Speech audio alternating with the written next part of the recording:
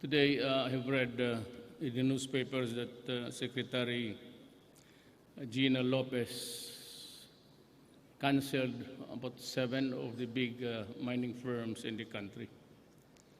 You know, I support her. And there was never a time that I called her to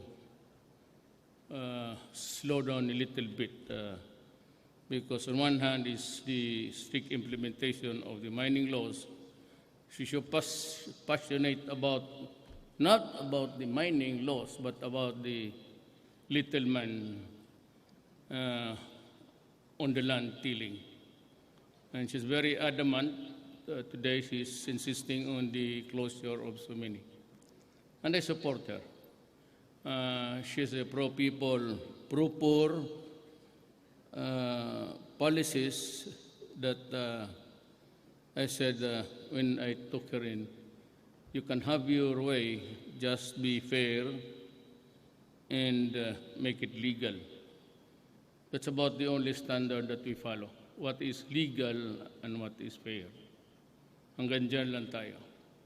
Now, the reason why I think, by the way, yung mga bagong appointments, matagal na yun, it does not lie in my grid. It's somebody else's turf.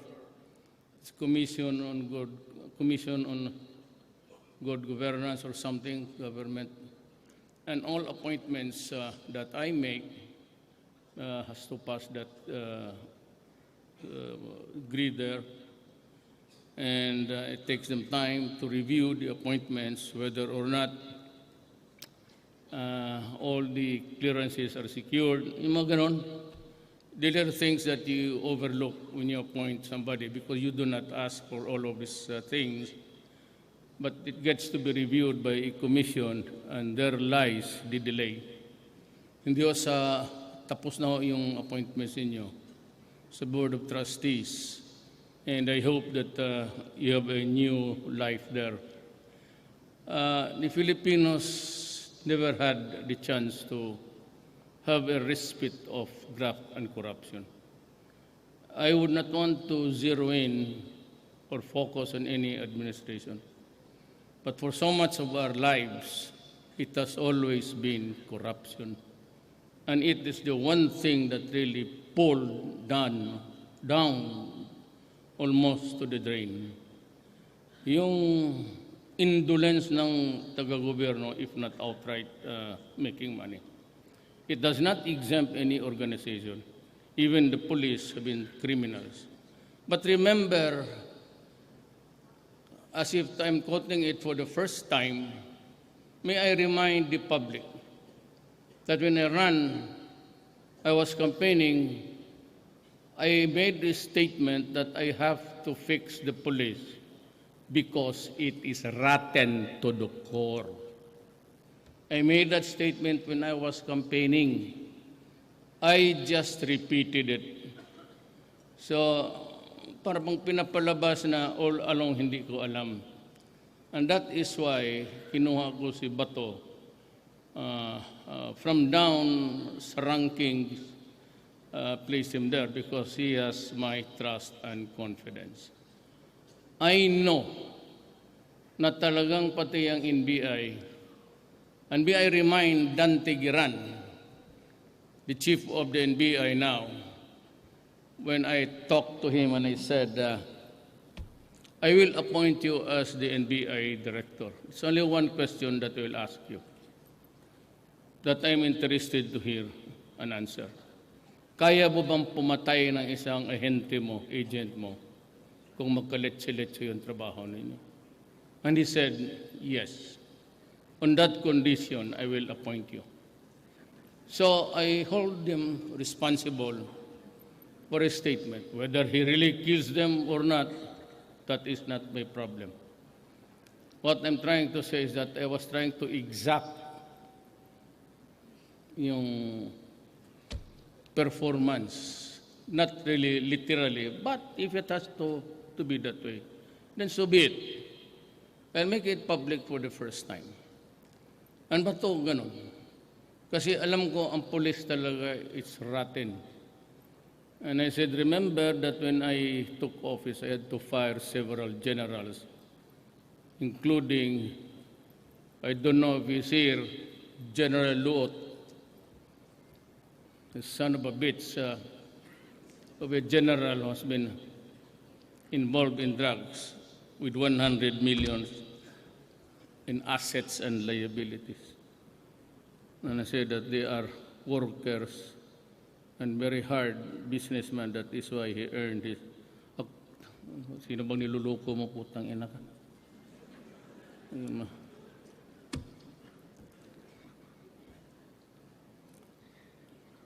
Don't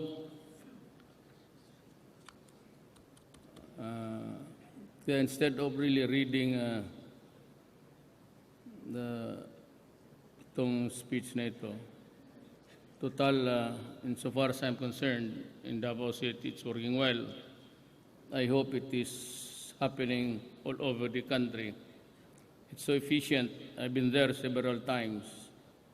That is why I pay on time my water bills. Nakakaya naman kasi you have this, really one of the best performing government entity in the city, yung water. Mining also. Wala man dito, wala rin corrupt na police. I would not want to pull my own chair. But for the 23 years that I've been mayor, and in between my daughter, when I was a vice mayor, we did what we had to do. Ako, I promised Davao early on in 1888 that maybe we would try to have something of a peaceful Davao. At that time, at 7 o'clock in the evening, everything was closed. And so I had to talk to everybody, those wanting to talk. But I never asked for quarters, given quarters, asked for criminals. And so it has come to pass, and about with incredible growth over 9%. For any local government, that's a feat. But it took us time to do it. It took us time to